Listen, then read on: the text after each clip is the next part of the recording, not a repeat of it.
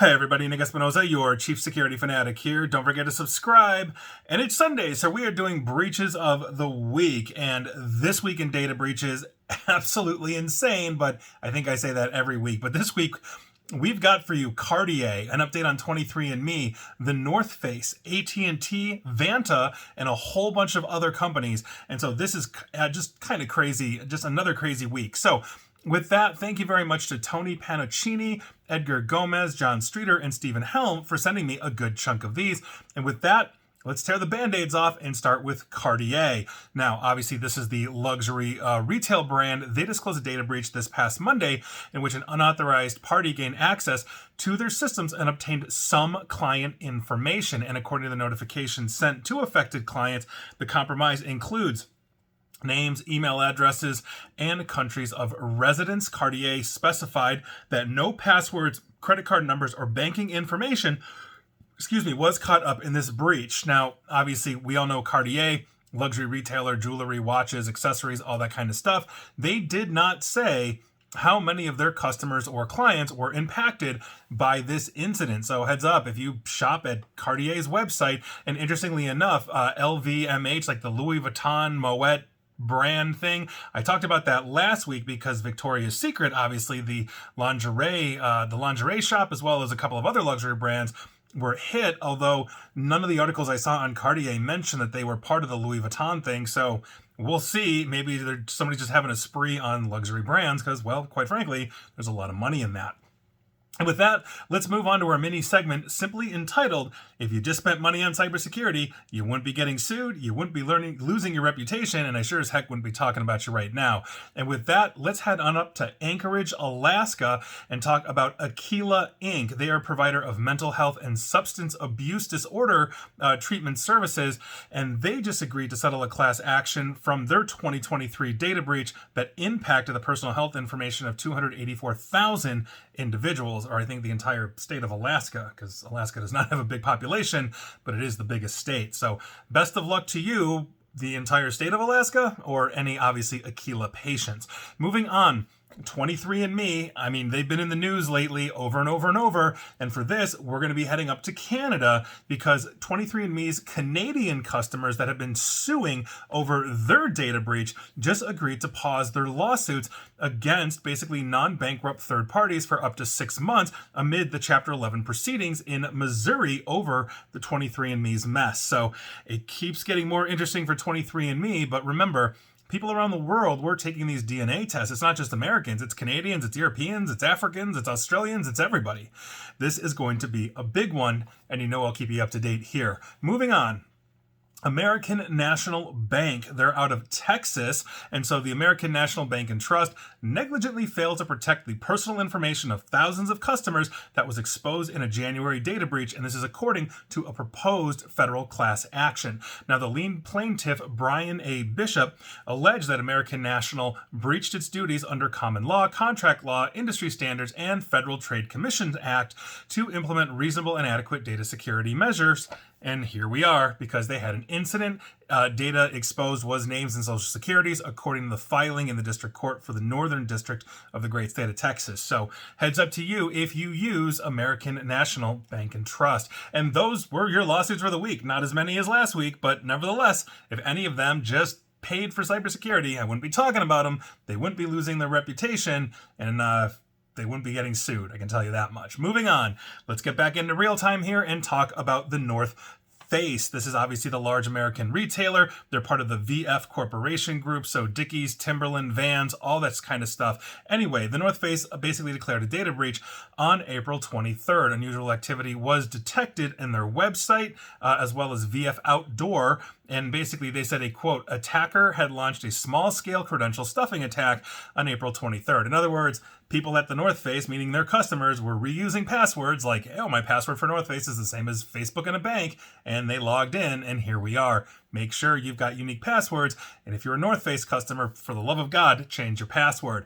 Moving on.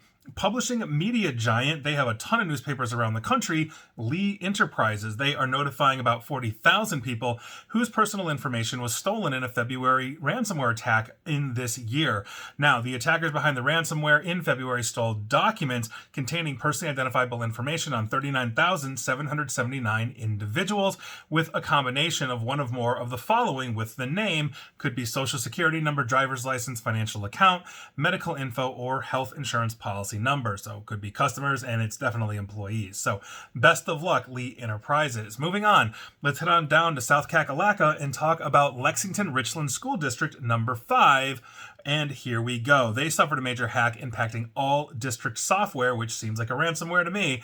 Local news received reports that teachers were unable to log into their accounts and that students were reportedly unable to attend or do work for their virtual summer classes. So again, looks like a ransomware attack. I don't have much more, but heads up, Lexington Richmond School District 5 in South Carolina. Moving on, AT&T, and this proves that the internet never forgets, because a threat actor has re-released data from a 2021 AT&T breach affecting 70 million customers, this time combining it with previously separate files to directly link social security numbers and birth dates to individual users. So AT&T, talking to the publication Bleeping Computer, said that they are investigating this, but also believe it originates from a known breach that was repackaged into a new leak. We see recycling on the internet all the time. So when you're looking at breached usernames and passwords, when we have a client that, let's say, hey, oh yeah, Bob in accounting got hit. Well, Bob hasn't worked there in 3 years, but his password will live on in the dark web, being repackaged, rebundled, resold, redumped, all this kind of stuff. So just understand, this is why we change our passwords. This is why we maintain good security, but this is also why we monitor the dark web for stolen names and passwords and data breaches as well. So with that, let's go to Main Street Bank. Now, this incident, basically according to their filing with the SEC 8K, occurred in March of this year with a third-party vendor. Now, they're based in Fairfax, Virginia, and they say they immediately activated their incident response plans. Good to hear that. And on April 28th, they determined personally identifiable information for approximately 4.65% of its customer customer base was cut up in this incident. And this incident was between April 17th of 2023 and April 22nd of 2025. 2 years. Gah. Anyway, so card data such as card names, numbers, and expiration dates were compromised according to the notification letters. So Main Street Bank, lordy lord, 2 years of persistence, not good, guys, not good. So if you are a customer of Main Street, for the love of God, get a new credit card, change your passwords, and you know what? You might just want to try and find a new bank. Moving on. Kelly and Associates Insurance Group out of Maryland. Basically, we're talking names, social security numbers, and financial information may have been breached. 500,000 people affected. I don't know much more than that at this time, but I'll obviously keep you up to date if there's an update. So heads up, Kelly and Associates Insurance Group customers. Moving on, Sensata Technologies, Inc. Now, they're headquartered in Massachusetts, and they announced personal information of individuals in their database may have been stolen during a March 2025 data breach. Now, they are notifying that at least names, social security numbers, tax IDs, driver's license, or state-issued IDs, not to mention passport numbers, other government-issued identifications, financial account information, payment card information, medical information, health insurance information, dates of birth may have been stolen. Basically, if you've looked at Sensata Technologies at some point in your life, that was probably stolen too. So best of luck to you and your customers. Moving on, let's head on down to Missouri and talk about the Department of Conservation. This was actually behind a paywall, but what I could read was that there was an unauthorized access into their server and personal health information was hit. So if you work for Missouri's Department of Conservation, heads up to you. Moving on, let's talk about security and compliance automation company Vanta, aka GRC Platforms, Governance, Regulation, and Compliance. They confirm sharing sensitive customer data with other customers by mistake. Now, here's what happened. In a statement to TechCrunch, the company said that a change they made in their code resulted in a breach which saw some sensitive data from a small subset of their customers shared with other customers. Now, this was spotted on May 26th of this year, and remediation efforts basically got underway and finished on June 4, just a couple of days ago. So, since the company has more than 10,000 customers, we are talking about roughly 400 of their customers are potentially caught up in this. And so, if you use Vanta as a GRC, and they are a big player in this, heads up to you. Moving on, Next Step Healthcare in Massachusetts. They are notifying 12,090 individuals about a security incident that was detected 12 months ago. Now, according to this breach, Next Step Health identified unusual activity in their systems on June 5th of last year and then took steps to remediate, and we're finding out about it a year later. So that'll be one nice HIPAA fine there that you've got there, Next Step Healthcare in Massachusetts. Moving on, let's go to Hopeway Foundation in the great state of North Kakalaka. Now, they recently notified 3,523 patients about potential theft of their protected health information. This stems from November 2024. Like, seriously, like, why isn't people... You gotta declare these things faster, guys.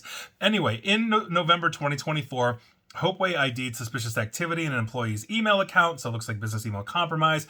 The account was immediately secured, an investigation was launched, and what was potentially accessed were full names, dates of birth, social security numbers, financial account information, health insurance information, diagnoses, and treatment information as well. Moving on, let's talk about Kettering Health.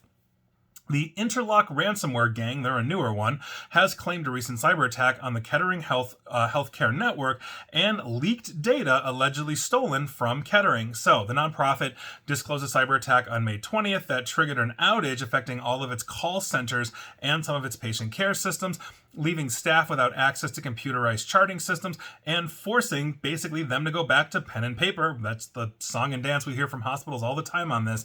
Now, the incident also led to canceled elective inpatient and outpatient procedures. Obviously, if the computers are down, you're not getting your facelift that week, while emergency rooms and clinics remained open and continue to see patients. That's always a good thing, because if they're hit so bad that the ERs go down and have to reroute ambulances, people die, and it's not fun. Now, the ransomware group claims they stole 941 gig of data, including over 20,000 folders containing 732,489 documents with sensitive information, and almost a terabyte of data. I have to imagine they got some imaging in there as well. But what they are reporting right now in terms of data hit is bank reports, payroll information, patients' data, pharmacy and blood bank documents, Kettering Health Police personnel files, and scans of identity documents, including passports. There it is. So we'll see what happens, but obviously Kettering Health, best of luck to you. Never a fan when hospitals get hit. Moving on, let's head on over to the great state of Illinois' Department of Healthcare and Family Services, or HFS, as we call them here. And according to HFS, the agency became aware of a phishing campaign targeting its employees around February 11th of this year. We're talking employee emails, documents were compromised, and that may have included customer names, social security numbers, driver's license, state ID, financial information related to child support or Medicaid identification and case numbers, and birth dates.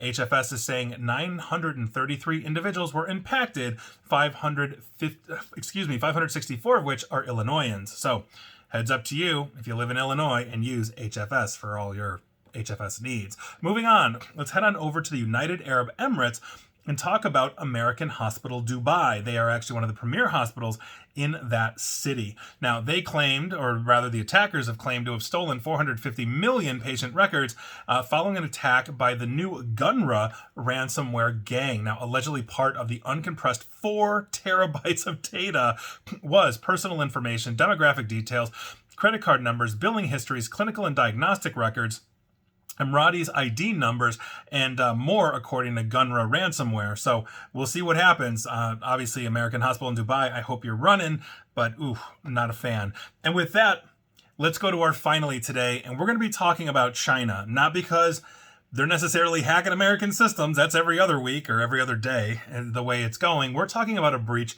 in China itself, and holy cow, is this one huge. This may actually be the breach of the year. That's how big this one is.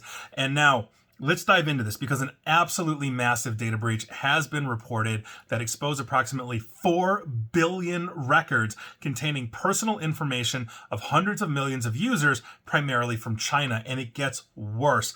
Now, the 631 gigabyte database was discovered sitting wide open on the internet, lacking even password protection. That's literally how open this thing was. If you knew where to go, you could just access the records. Now, what makes this really alarming isn't necessarily the size. I mean, 4 billion records, that's huge. It is actually believed to be the largest single source leak in Chinese history. It is the breadth and depth of the information. Like I said, this gets worse because according to the report, researchers stumbled on what appears to be a digital goldmine for anybody looking to build comprehensive dossiers on Chinese citizens. That's what we're talking about here. The researchers basically said this data set was, quote, meticulously gathered and maintained for building comprehensive behavioral, economic, and social profiles of nearly any Chinese citizen, end quote. So, is this the Chinese government? We'll get to that. And I quote again, the sheer volume and diversity of data types in this leak suggests that this was likely a centralized aggregation point, potentially maintained for surveillance, profiling, or data enrichment purposes. This is according to the report that was added in basically to the record here by Bob Diachenko. You might know that name if you're a longtime listener of mine. So after this massive discovery was made, the researchers reported that the database was taken offline, but before it basically vanished from public view, researchers managed to peek inside and found 16 distinct data collections, each one basically a treasure trove of personal information on a Chinese citizen. The crown jewel, though, was a collection entitled WeChat ID _DB with more than 805 million records, almost certainly pulled from WeChat. That's the Chinese super app that's essentially on everybody's phone. Everybody uses WeChat in China. But the financial data is where this thing gets really interesting and a bit terrifying. So imagine having your payment card numbers, birth date, name, and phone number stored in a database simply labeled bank. That's what happened to 630 million people in this. Meaning they've got everything they need to basically use your credit card, take an identity theft scam, whatever it is. Now, on top of that, add another 300 million records from Alipay. That's China's dominant mobile payment platform. Think of like Apple Pay, but it's in China. And you've basically got just a home run for cyber criminals. And really, to top all of this off, a collection of over 780 million home addresses, complete with geographic details. So now the threat actors don't just know what you spend, they know where you live, what you buy, and everything else. And here's the thing. This is what keeps us up at night. This isn't some random data dump. This was meticulously organized, and the sheer scope of this suggests that someone was building detailed dossiers on Chinese citizens, like I said before. The exposed data reads like an authoritarian surveillance state's wish list. Beyond financial and contact information, there were collections covering everything from gambling habits of these people to vehicle registrations to employment details to pension information. Like, this is absolutely everything on somebody that you would need to know. And according to the report, one collection ominously named in Mandarin characters, translating to quote-unquote 3-factor checks, contained over 610 million records with what researchers believe were user IDs, phone numbers, and usernames, and that's it. When you have that, you can basically run any kind of identity verification as a user because you've got it all. The database also contained more than 353 million additional records spread across 9 collections covering gambling, activities, vehicle registrations, employment information, pension funds, insurance data, and more. Researchers also identified a collection known as TW_DB as potentially containing Taiwanese related information. In other words, you are Taiwanese, not Chinese on the mainland. You might be caught up in this too. So, despite extensive investigations, the researchers could not identify who owns this thing. The exposed instance was, like I mentioned, taken quickly offline after it was discovered, and therefore deeper analysis was not meant to be done. But that is absolutely amazing. It's absolutely huge. This is like a government knowing everything about you because they've got obviously all of your information, your tax information, your pension information, but now they're pulling in your credit card information. They're pulling in, let's say, you on Slack or Facebook Messenger or what you're posting on social media. It's all aggregated, where you live, the geographical details of where you live. all these different kinds of things. Are you a gambling addict? If you're on FanDuel all day, they're going to know it. And this database has everything. That's absolutely insane. And so this is, like I said, one of the most disastrous data breaches that we've seen, definitely for this year. I think this is number one right now. I'm really going to be hard pressed to see, given what was in that data, what's going to top this. I don't even want to know what's going to potentially top this year, and we're only halfway through the year. So here we are. Absolutely insane. I'll keep you up to date if we find more information on that. I have a half sneaking suspicion this is some Chinese state apparatus that has been doing this, given the level of depth of all of this information pulled from absolutely everywhere. It's somebody with deep access within basically the Great Wall of China, the Great Firewall of China, excuse me. And so that's a huge thing. We're going to see where this goes, but wow, just wow. I don't even know what else to say. So were you affected? Man, if you're watching me or listening to me from China or Taiwan, you were. No doubt about it. And please like, share, follow me here on Facebook and Twitter and Nick AESP from wherever you are in the world. I love everybody. And please feel free to subscribe to me at YouTube as well. And as always, stay safe, stay online, and please, please, please attempt to stay private, secure, and informed. Take care.